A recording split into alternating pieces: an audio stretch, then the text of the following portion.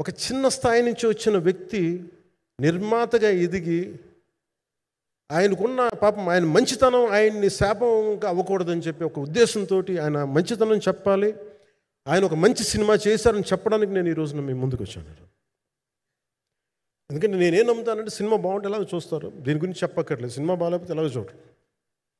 మీరు ఎంత పబ్లిసిటీలు చేయండి ఇవన్నీ అనుకోండి, అందుకే నేను పెద్ద ఎక్కువ మాట్లాడక ప్రయత్నం చేయను. కానీ ఈ పర్టికులర్ రోజు మటుకు, ప్రత్యేక ఈ రోజు మటుకు ఆయన పడ్డ కష్టం ఈ సినిమాకి, అలాగే ఒక్కొక్క కాస్టింగ్ ఆయన చేసింది, దీనికి నేను కృషి గారిని కూడా చాలా మనస్ఫూర్తిగా అభినందిస్తున్నాను. ఎందుకంటే ఆయన కూర్చున్నప్పుడు ఎంతమందిని పెట్టాం, ఒక ఔరంగజేబ్గా మిగతా నటులు ఒకళ్ళిద్దరు చచ్చిపోయిన డ్యాన్స్ ఇలాగా. ఇంకా మిగతా వాళ్ళకి ఎంత తేలికైన డ్యాన్స్ నాకు చెయ్యాలంటే నేను గింజుకుపోయి నేను అనుకున్నాను ఈ రోజు ఇంక సినిమాలు మానేస్తాను చెప్పి మా వదినికి ఫోన్ చేసి కూడా చెప్పాను, చాలా పర్యాలు చెప్పాను. అలాంటి అందుకని నాకేంటంటే సాంగ్ అండ్ డ్యాన్స్ కూడా నేను ఎలా చేయగలను దానికి అనుకోగా నేను ఎత్తుక్కుంటాను. అలాగే యాక్షన్ సీక్వెన్స్ కూడా రియల్ లైఫ్లో కొడితే ఎలా ఉంటుంది, మార్షల్ ఆర్ట్స్లో సాధన ఉన్నవాడిని, ఈ లాట్ ఆఫ్ వర్క్షాప్స్, ఈ మార్షల్ ఆర్ట్ వర్క్షాప్స్ చేసిన వాడిని కాబట్టి హౌ రియలిస్టిక్ వీ కెన్, ఎంత సహజంగా మనం వెళ్ళగలం, వీటి మీద ఒక అవగాహన ఉన్నవాడిని కాబట్టి చాలాసార్లు కూర్చుంటాను. కానీ ప్రత్యేకించి ఈ 20 minutes లాస్ట్ సీక్వెన్స్ ఇది 2 partsగా ఎలా అయింది అంటే, ఒరిజినల్ థాట్ కృషి గారి దగ్గర నుంచి వచ్చినప్పుడు ఇట్ వాస్ క్వైట్ లాంగ్. ఒక నిర్ణయం ఈ సినిమా ఒక పార్ట్లో అవుద్దని అనేవాడు మొదటి నుంచి, బట్ లేటర్ వాళ్ళు డిసైడ్ చేసుకొని ఒక టైంలో ఇది అవ్వదు, you want make it as 2 parts అనుకున్నప్పుడు ఎక్కడికి వచ్చి ఆగిందంటే ఈ క్లైమాక్స్ దగ్గరికి వచ్చి ఆగింది ఫస్ట్ పార్ట్. సో చెప్తున్నప్పుడు నాకేమనిపించిందంటే how else we can take it, how else we can scale it up. So దానికి నేను కూర్చొని నాకున్న ఈ మార్షల్ ఆర్ట్స్ కానీ బేసిక్ యాక్షన్ కొరియోగ్రఫీ నా ప్యాషన్ కాబట్టి ఈ పర్టికులర్ డ్రామా, ఈ పర్టికులర్ దాంట్లో ఏంటంటే మొఘల్ టైమ్స్లో ప్రతి ఒక సగటు భారతీయుడు అనుభవించిన బాధ అది. ఒక యావరేజ్ సగటు భారతీయుడు మొఘల్ కాలంలో అనుభవించిన ఒక ఒక ఒక సిచ్యువేషన్. ఆ సిచ్యువేషన్ హీరోకి సంబంధం ఉండదు, కానీ how he gets entangled, how he gets involved in it, that is outcome, that has been captured. So దీన్ని ఒక 57 days మేము చేయగలిగామంటే, ఆ రోజు నాకు కనుక మన జ్యోతి గారు ఉండుంటే పక్కన, maybe out done it in at least ఒక 50% ఆఫ్ ఇట్. ఎందుకంటే నేను చెప్పింది అలా చేయగలరు ఇవన్నీ కూర్చోబెట్టి వీ డిడ్ అవర్ బెస్ట్. అంటే నేనేమనుకున్నానంటే క్లైమాక్స్ చేసేటప్పుడు ఇంక నేను తర్వాత సినిమాలు చేస్తానో కూడా లేదో నాకు తెలియదు, కానీ నాకు ఇష్టమైన నిర్మాత, తెలుగు చిత్ర పరిశ్రమకి నిజంగా ఒక అండగా ఉన్న నిర్మాత, I want give my best to him.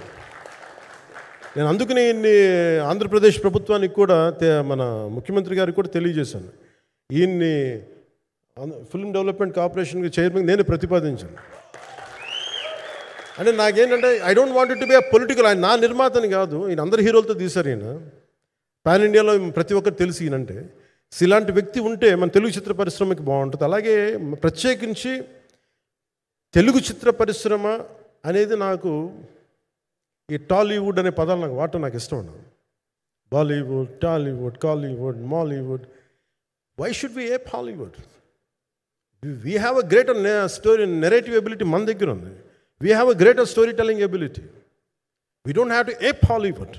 We take the best practices of Hollywood, but not necessarily the name of Hollywood. వాళ్ళకున్న ప్రొఫెషనలిజం మనం నేర్చుకోవాలి, వాళ్ళకున్న కమిట్మెంట్ నేర్చుకోవాలి, వాళ్ళకున్న ప్రొడక్షన్ డిజైనింగ్ ఎబిలిటీ మనం తీసుకురాగలగాలి. సో ఇవన్నీ నేను నా పరిధిలో ఈ రోజున ఆంధ్రప్రదేశ్ ప్రభుత్వంలో ప్రత్యేకించి ఈ శాఖ నా పరిధిలో ఉంది కాబట్టి దానికి ఆయన పేరు ప్రతిపాదించాను. నా ఉద్దేశం ఏంటంటే తెలుగు చిత్ర పరిశ్రమ తెలంగాణలో ఉన్న, కర్ణాటకలో ఉన్న, చెన్నైలో ఉన్న ఏదైనా సరే తెలుగు చిత్ర పరిశ్రమ, భారతీయ చిత్ర పరిశ్రమకి చాలా మంచి జరగాలి, ఇలాంటి వ్యక్తి ద్వారా ఏదైనా చేద్దామని ఒక ఉద్దేశంతో ఆయన పేరు ప్రతిపాదించాను. భవిష్యత్తులో ఆయన అవుతారని మనస్ఫూర్తిగా నేను ఆశిస్తున్నాను. అందుకని అన్నీ నా చేతిలో ఉండవు కదా, అందుకని చెప్తాను. ఇఫ్ అండ్ బట్ చెప్పాలి కదా. సో ప్రత్యేకించి మీ అందరికీ నా హృదయపూర్వక ధన్యవాదాలు తెలుపుకుంటూ నెక్స్ట్ 2-3 డేస్లో I'll try to give as many interviews as I can. Nidhi I'm grateful to you. పాప చాలా తపన పడి ఉంటారు. ఈరోజు ఎలా ఉంది అంటే నాకు ఎలా అనిపించిందని, ఇందాక నేను వస్తున్నప్పుడు ఎవరు లేరు, వీళ్ళు కూడా ఎవరు లేరు. నేను వచ్చి చాలాసేపు కారులో కూర్చున్నాను, ఎందుకంటే మళ్ళీ మీరు తిట్టకూడదు, లేట్ వచ్చాడు, నీకు డిప్యూటీ సీఎం అయితే పొగలు వచ్చేస్తాను మీరు అనుకో అంటారండి. నాకు అట్లా అనిపించలేదు. నాకు ఫస్ట్ టైం ఎందుకు మీడియా నాకు ఎందుకు అలవాటు పోయిందంటే, నేను వచ్చిన కొత్తల్లో ఈ జ్యోతి చిత్ర సితార పేపర్స్ ఉన్నాయి. ఎవరో ఫొటోస్ వేయమంటే దిస్ గా ఈజ్ నాట్ సేలబుల్, ఇంకా అవసరం లేదు అంటే నా ఫోటోలు వేసేవాళ్ళు కాదు. సో నాకేమనిపించింది సార్, ఇంక నేను ఈయన కాడికి నేను ఏమి అంటున్నాను నాకు తెలియదు అని చెప్పేసి మా నిర్మాతలు కూడా ఉండేవాళ్ళు కాదు. సో నాకు పబ్లిసిటీ లేకుండా సినిమాలు రిలీజ్ అవ్వడం అలవాటు అయిపోయింది నాకు. సో అదే ప్రాక్టీస్ అయిపోయింది నాకు అంతే. మళ్ళీ కూర్చోబెట్టి మీరు ఏం మాట్లాడతారు, మళ్ళీ అది ఇటు తిరిగి వస్తుందని చెప్పేసి మిగతా అంత నాట్ టాకెటివ్. మీరు సినిమా పొలిటికల్ ప్రాసెస్కి వచ్చేటప్పుడు నేను ఏదైనా మాట్లాడగలను, కానీ సినిమా వచ్చేటప్పటికి చాలా చాలా ఒత్తిడి తీసుకోవాల్సి వస్తుంది. అంటే ఎంత కథ చెప్పాలి, ఎంత కథ చెప్పకూడదు, ఈ మాట అద్భుతంగా ఉందంటే ఏం అద్భుతంగా ఉందని మళ్ళీ తిడతారు. తర్వాత 100 ఆలోచనలతోటి స్లో డౌన్ అయిపోతాను.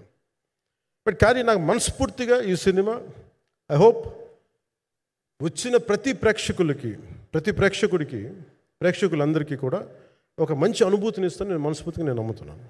ఖచ్చితంగా అలాంటి అనుభూతిని ఇస్తుంది. మీరు థియేటర్లోంచి బయటికి వెళ్ళేటప్పుడు మటుకు విల్ గో విత్ ఒక ఎనర్జెటిక్ ఫీల్తో వెళ్తాయి. అంతవరకు అయితే చెప్పగలను నేను. ఎందుకంటే నేనే నమ్ముతాను, సినిమాకి వెళ్ళేటప్పుడు సినిమా ఒక స్టోరీ చెప్పినప్పుడు నా జీవితంలో చిన్నపాటి ప్రభావం చూపించాలి. అలాంటి ప్రభావం, అలాంటి ఎనర్జీ ఇచ్చే సినిమా అవుతుందని మనస్ఫూర్తిగా నేను ఆశిస్తూ మీ అందరికీ ప్రత్యేకించి మీ అందరికీ పేరు పేరున ధన్యవాదాలు తెలియజేస్తాను. ఇంకా మాట్లాడాలని ఉంది కానీ సాయంత్రం ఈవెంట్ ఉంది కాబట్టి. సో ఇంకొక మారు నేను చెప్తాను ఎందుకు ఈ పర్టికులర్ ప్రెస్ మీట్ అంటే, I want to tell you I'm grateful to each one of you. I'm grateful to you. Thank you for standing by us. Thank you very much.